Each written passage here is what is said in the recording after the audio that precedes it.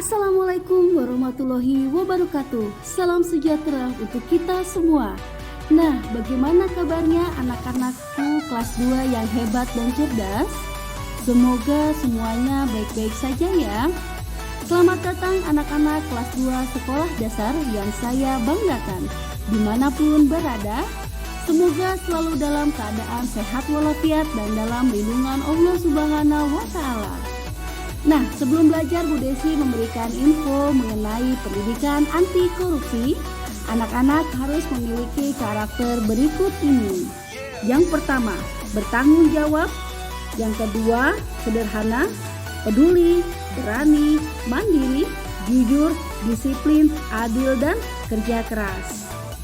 Nah, untuk mendukung video pembelajaran ini, jangan lupa di subscribe, like, dan bunyikan tanda loncengnya ya, agar mendapat notifikasi video pembelajaran terbaru dari saya. Selamat datang di pembelajaran tematik. Tema 2, bermain di lingkunganku. Subtema 2, bermain di lingkungan rumah. Selamat mengikuti pembelajaran ini dengan baik ya. Salam hangat dan tetap semangat. Sebelum kita mulai belajar, diperkenankan untuk berdoa terlebih dahulu. Berdoa dimulai.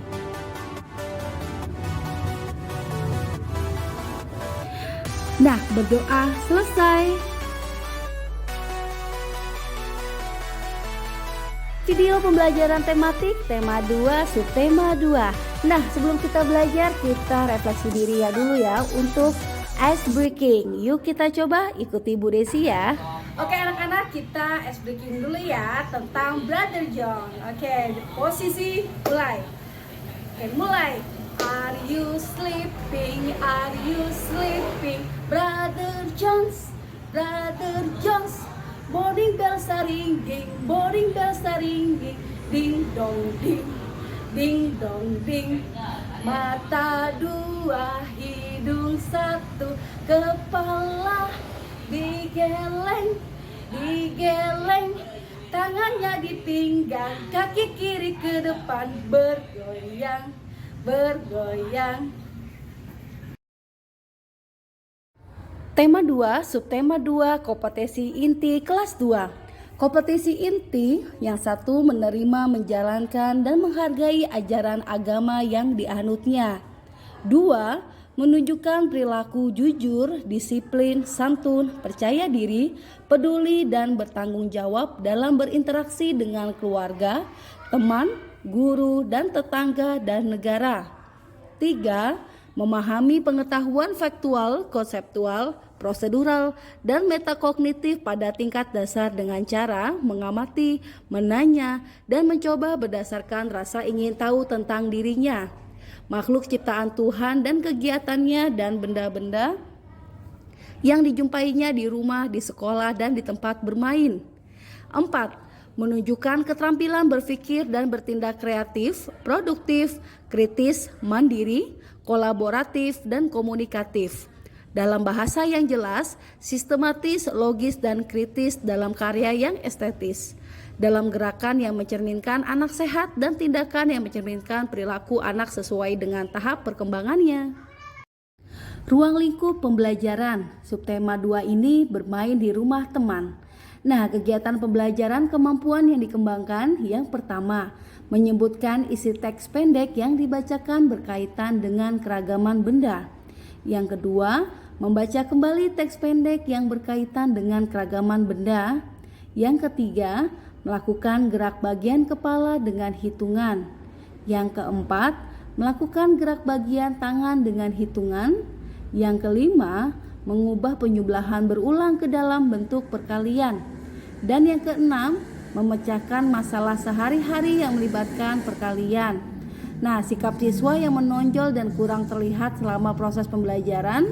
Lalu kita melihat pengetahuan ya dan keterampilan. Pengetahuannya menjawab pertanyaan dari teks, memetik jambu di rumah Udin, dan mengubah penyebelahan berulang ke dalam bentuk perkalian. Keterampilannya menyebutkan isi teks pendek yang dibacakan dan mempraktekkan gerak bagian kepala dan tangan dengan hitungan. Tema 2, subtema 2 pada pembelajaran ke-6. di halaman 100 di bukumu. Ayo mengamati di halaman 100 di bukumu. Beni dan Udin sedang bermain kosakata tentang nama-nama benda. Bantulah Beni dan Udin menemukan kata pada kolom huruf berikut. Dengarkan penjelasan gurumu terlebih dahulu ya. Nah, di sini ada sebuah benda, apa saja yaitu? Yang pertama, sapu di atas ya. Oke. Setelah itu, apalagi? Meja. Oke, kamu. Itu air dan boneka. Sudah ditemukan nama-namanya? Oke. Nah, tuliskan kata-kata yang telah kamu temukan pada kolom berikut. 1. Sapu. 2. Meja. 3. Air. 4. Boneka. 5. Udara. Nah, wujudnya apa? Sapu wujudnya padat. Kegunaannya untuk menyapu lantai biar bersih.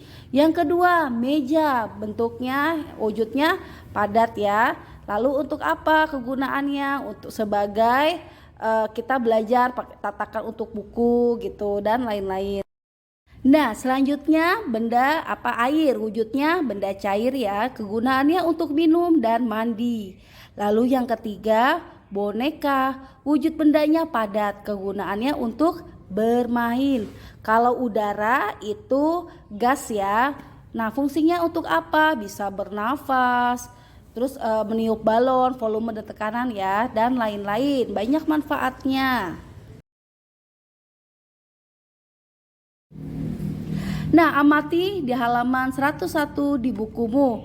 Amatilah sebuah benda kesukaanmu. Nah, di sini contoh jawabannya ya. Benda kesukaanku. Benda kesukaanku adalah tempat pensil. Tempat pensilku berwarna biru. Tempat pensilku berisi 2 pensil, 1 rautan, 1 penggaris, dan 1 penghapus. Aku selalu membawa tempat pensilku ke sekolah. Nah, ini ada contoh yang kedua ya, benda kesukaanku. Aku mempunyai benda kesukaan. Benda itu adalah boneka milikku. Bonekaku berbentuk beruang, warnanya coklat, matanya bulat, ukurannya tidak terlalu besar. Aku sering membawa bonekaku ketika bermain ke rumah teman. Aku menggunakannya untuk bermain bersama teman. Boneka itu juga menemaniku tidur. Boneka merupakan benda padat, bentuknya tidak berubah dimanapun aku meletakkannya. Ayo membaca di halaman 102 di bukumu. Bacalah percakapan berikut bersama temanmu. Nah, di sini ada percakapan antara ibu dan anak ya. Bu, apa manfaat aturan bagi kita? Dan ibu menjawab, banyak sekali manfaatnya. Coba Beni bayangkan jika dalam bermain tidak ada aturan, apa yang terjadi? Beni menjawab, pasti kita akan berbuat semau kita ya Bu. Nah, ibu menjawab, nah apa nanti akibatnya? Bisa bertengkar Bu. Iya benar. Jadi menurut Beni apa manfaat aturan itu? Dengan adanya aturan hidup kita akan teratur. Iya benar sekali Beni, aturan juga akan melatih kita untuk bersikap disiplin. Nah anak-anak, apa isi teks percakapan di atas? Mengapa kita perlu mematuhi aturan? Nah, isi teks percakapan di atas manfaat aturan bagi kita. Mengapa kita perlu mematuhi aturan? Supaya kita hidup teratur dan melatih kita untuk disiplin. Nah, ayo kita perankan depan ya, kelas berikan tanggapan terhadap penilaian temanmu. Ayo menulis di halaman 104 di bukumu. Nah, anak-anak tuliskan pendapatmu berdasarkan gambar berikut. Nomor 1, ini ada yang sedang bermain sepeda kebut-kebutan. Pendapatmu bagaimana ya? Gambar tersebut tidak memenuhi aturan karena bermain sepeda dengan kencang bisa mengakibatkan kecelakaan. Nah, nomor 2, gambarnya ada seorang anak yang membuang sampah sembarangan, tidak membuang sampah pada tempatnya atau tempat sampah. Pendapatnya bagaimana? Tidak memenuhi aturan karena membuang sampah sembarangan bisa mengakibatkan kotor lingkungan. Nah, untuk gambar ketiga yaitu Lani sedang membantu ibu memasak.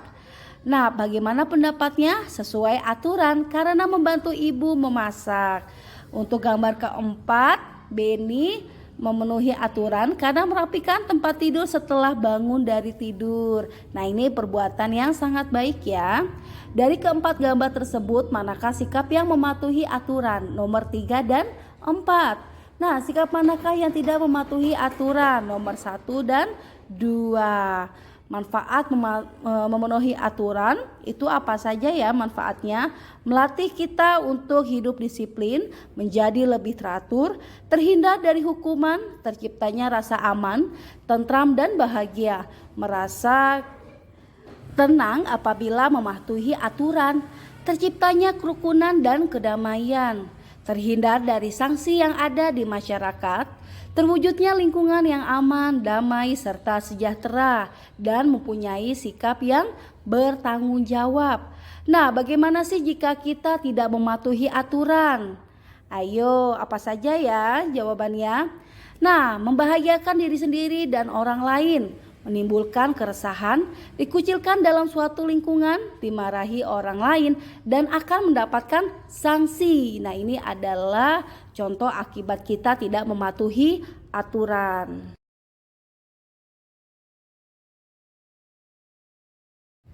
Ayo berlatih di halaman 105 di bukumu. Nah, ini ada soal matematika ya anak-anak. Nah, kita lihat, lengkapi kalimat perkalian berikut. Lengkapi sebanyak mungkin yang kamu bisa. Nah, ini ada nomor 1. 3 kali 5 sama dengan 15. 5 kali 3 sama dengan 15. 15 kali 1 sama dengan 15. 1 kali 15 sama dengan 15.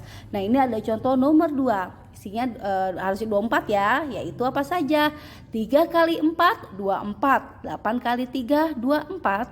4 kali 6, 24. 6 kali 4, 24. 2 kali 12, 24. 12 kali 2, 24. 1 kali 24 sama dengan 24. Dan 24 kali 1 sama dengan 24. Oke, kita lihat lagi ya. Nomor 3, di sini ada perjumlahan 40. Nah, 4 kali 10, 40. 10 kali 4, 40. 5 kali 8, 40. 8 kali 5, 40. 2 kali 20, 40. 2 kali 2 sama dengan 40. Nah, untuk nomor 4, 7 kali 8 sama dengan 56. 8 kali 7 sama dengan 56. 4 kali 14 sama dengan 56. 14 kali 4 sama dengan 56. 2 kali 28 sama dengan 56. Dan 28 kali 2 sama dengan 56. Nah, untuk nomor 5 itu jawabannya belakangnya 81 ya. Apa saja kah? Oke, 9 kali 9 sama dengan 81. 3 kali 27 sama dengan 81. 27 kali 3 sama dengan 81. 1 kali 81 sama dengan 81. 81 kali 1 sama dengan 81. Nah, ayo mengamati di halaman 106 di bukumu. Perhatikan contoh berikut. Beni diminta ibu untuk merapikan buku-buku yang tidak terpakai lagi. Buku-buku tersebut dimasukkan ke dalam 3 dus, masing-masing dus berisi 8 buku. Berapa banyak buku yang dirapikan oleh Beni? Nah, penyelesaiannya banyak dusnya ada 3, setiap dus berisi 8. Jadi 3 kali 8 sama dengan 24 buku yang sudah Beni rapikan. Lalu ayo berlatih di halaman 107. Selesaikan soal cerita berikut. Di sini ada Edo mempunyai 8 kantong kelereng. Setiap kantong berisi 10 kelereng. Berapa banyak sih kelereng yang dimiliki Edo? Nah, penyelesaiannya kantongnya ada 8. Satu kantong berisi 10 kelereng. Jadi 8 kali 10 sama dengan 80. Nomor 2, di atas meja terdapat 6 keranjang buah. Setiap keranjang berisi 4 buah apel. Berapa banyak sih apel seluruhnya? Yaitu 6 kali 4 sama dengan 24. Nah, soal nomor 3 yaitu ibu membeli 4 kotak kue. Setiap kotak berisi 8 kue. Berapa banyak yang dibeli ibu? Nah, jawabannya adalah 4 kali 8 sama dengan 32. Nomor 4. Di atas rak ada 3 kotak pensil. Setiap kotak berisi 7 pensil. Nah, bagaimana cara penyelesaiannya? Yaitu 3 kali 7 sama dengan 21 batang pensil. Nah, lanjut nomor 5. Udin memetik jambu, lalu dimasukkan ke dalam 6 keranjang. Setiap keranjang berisi 8 jambu. Berapa banyak jambu yang dipetik Udin? Penyelesaiannya 6 kali 8 sama dengan 48 buah yang dipetik oleh Udin.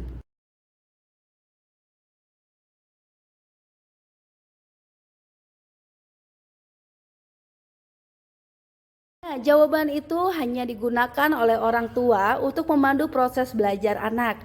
Soal ini berupa pertanyaan terbuka yang artinya ada beberapa jawaban yang tidak terpaku seperti di atas. Nah, kegiatan bersama orang tua di halaman 108 di bukumu.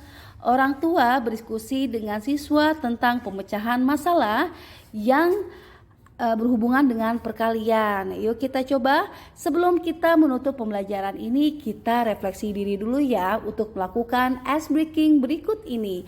Ayo kita coba. Oke anak-anak, kita sebelumnya melakukan ice breaking terlebih dahulu ya. Oke, ikuti Bu Desi.